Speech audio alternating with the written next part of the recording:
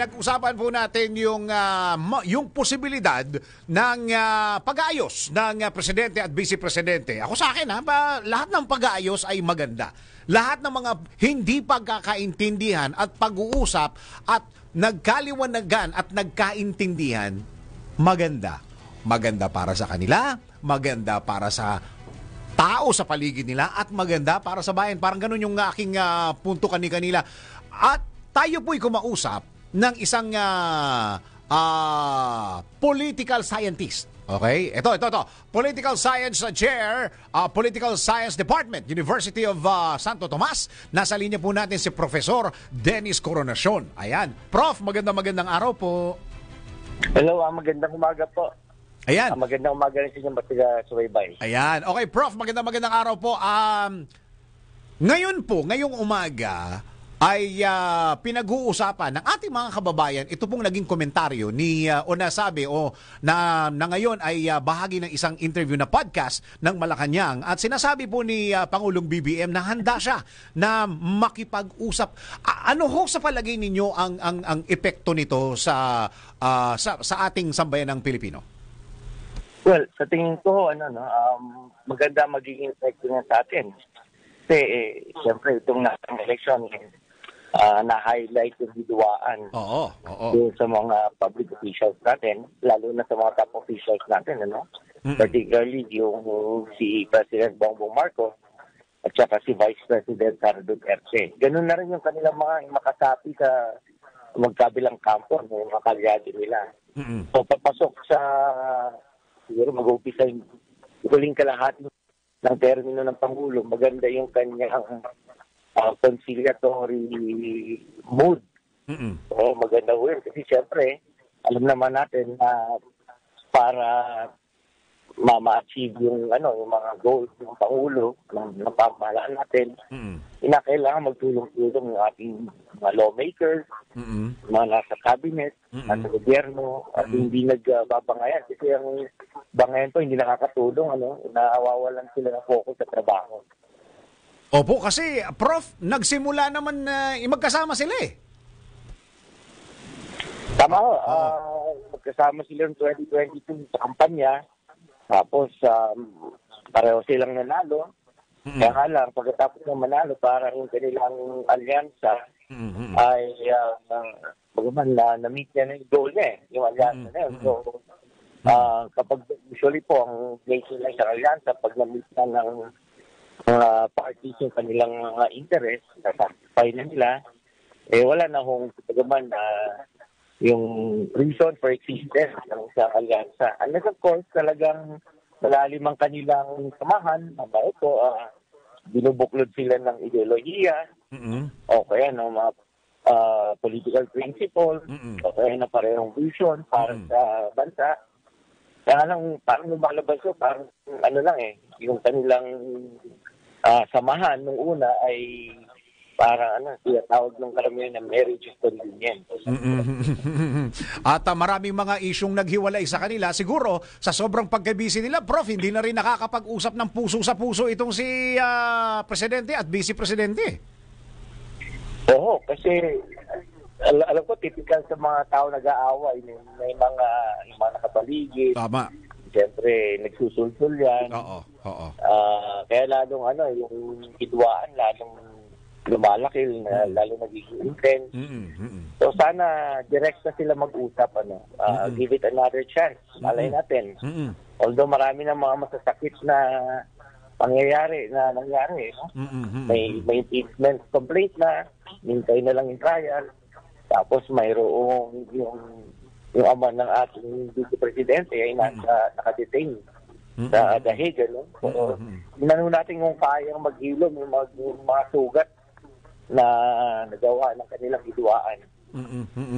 Okay, meron hong sinabi si Presidente dito sa nasabing podcast na ito, at ay isa ho sa aking nakakuha ng aking atensyon ay sinabi niyang ayaw na ng Pilipino ng away eh. Pagod na ho sila sa mga away-away na ganyan.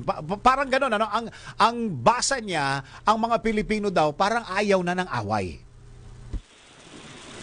Tama ho yun. Kasi naalala ko itong resulta ng ating itong nakaraang halalan, lalo na yung sa senatorial election. Meron hudong ilang kandidato na malalaman niyo na ayaw ng mga Pilipino.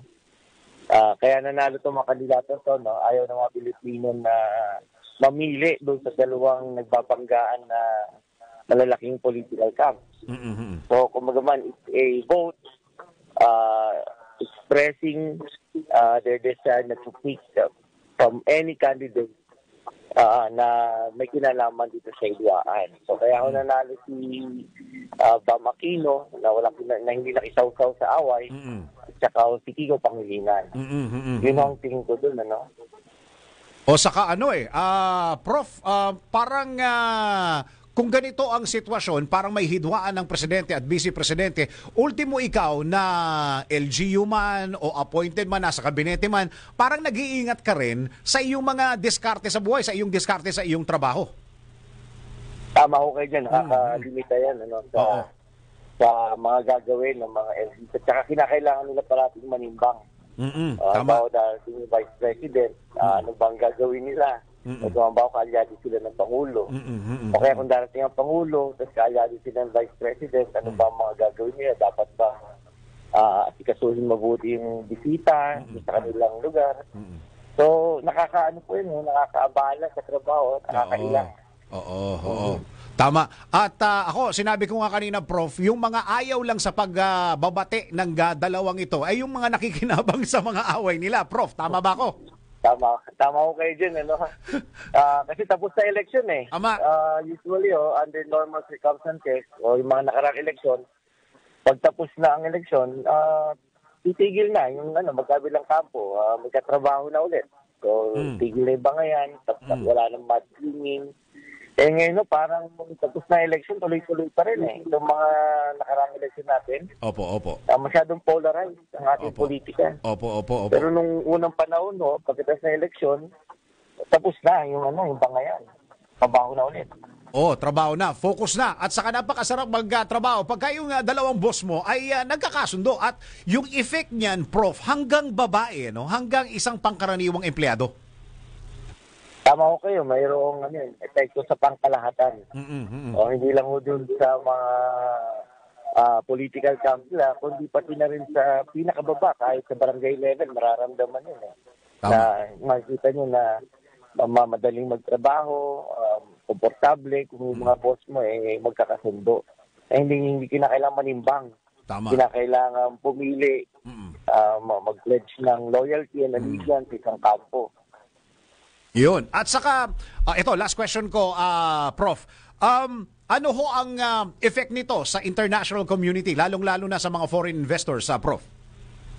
Well, kapag nakikita ho nila na hindi tumitigil ang conflict sa pagitan ng dalawang kampo, ang magiging perception nila sa atin, ang gobyerno natin at ang politika natin ay unstable.